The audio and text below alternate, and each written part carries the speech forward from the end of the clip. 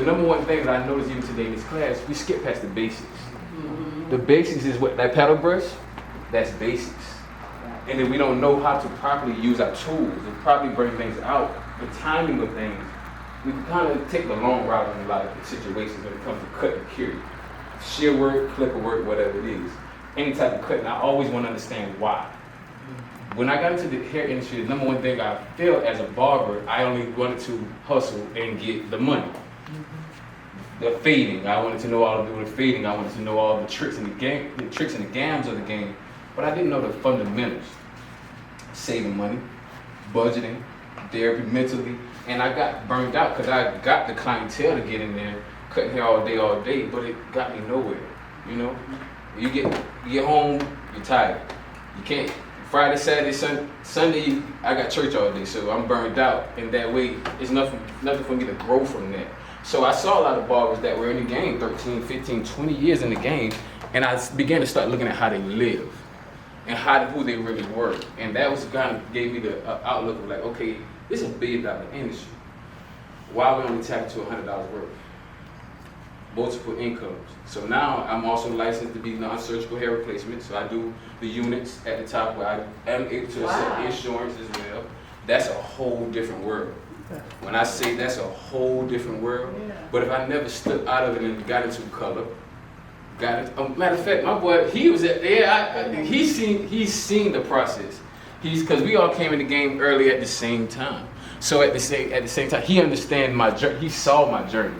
So to see me in this position right now is like, but it took time. But it took time in me getting around the right people. I respect cosmetologists more because y'all have a vision. We have the mindset to make the money, but we can't make it grow. You get what I'm saying? So, like I said, today we're going to get into some fading. Today we're going to do a little tip fade on my client. This is Jeremy. He's actually a former student of mine. He just passed his practical. We're still waiting on him to get his theory, but he's definitely on his way. You probably know his brother. His brother is Picasso the barber here in Columbia. All of us network together. Very good people. So today, since we were talking about sanitization a little bit, I sanitize my clippers with my disinfectant. When it comes to our clippers, do we understand the difference between clippers? I'm gonna talk to y'all for a little bit. Do y'all understand the difference between our tools of clippers? Why we would use a clipper? Why we use a shear? Why we use a razor?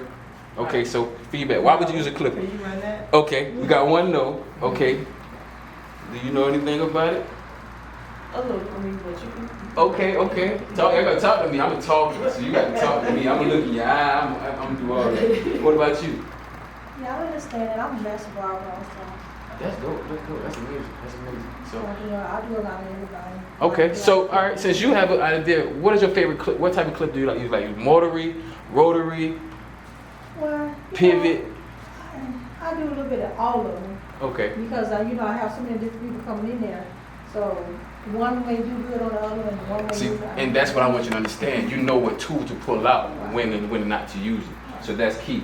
Do you have any familiarization with? I guess not, since you're saying like rotary. I was like, I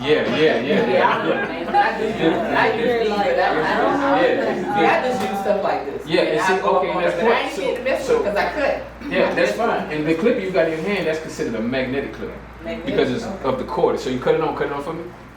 You heard that? That's the magnetic cutting on. Oh. So that's the difference between a magnetic. So then we have our pivot, which is more of the cordless. You can cut I more. gotta ask you a question.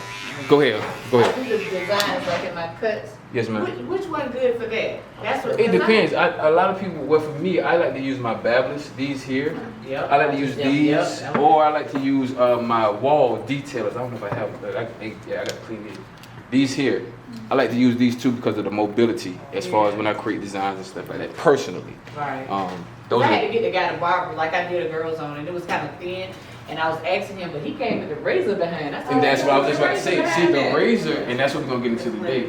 Then why would you pull out the razor? The razor causes it to give it a more broader stance. It gives it a more bolder. Yep, what's it got to be? Yeah. All to do is hold it in place. Barbering is, we do the same thing. Hair is hair. Right. Long and short. It's just knowing what to do with it. Why do, when I do long hair, I'm either going vertical, up and down, or I'm going side, forward and backwards, right? If I know how to control my direction here, I can know what to do with it here. Whether I'm going to graduation forward or graduation backward. Same thing with fade. If I want to bend a fade, what do? I go at an angle. I angle my clip rack differently, just like a 45. If I was creating a bar, what do? I bring it to a what? Yeah, okay. So the same thing with my clip angle does the same thing. That's going to cause that blend. Oh, You know what I'm that's saying? because So- I'm gonna be doing this. That's exactly why. All that weight. So I'm going to actually follow all the way through, using the heel of that to follow all the way. See how I'm coming out and it's naturally coming off of me? It's because I'm following through that line. A lot of times, especially in school, a lot of my students, they do this. Because they don't want to cut too much off, or they're afraid you're going to push the line on.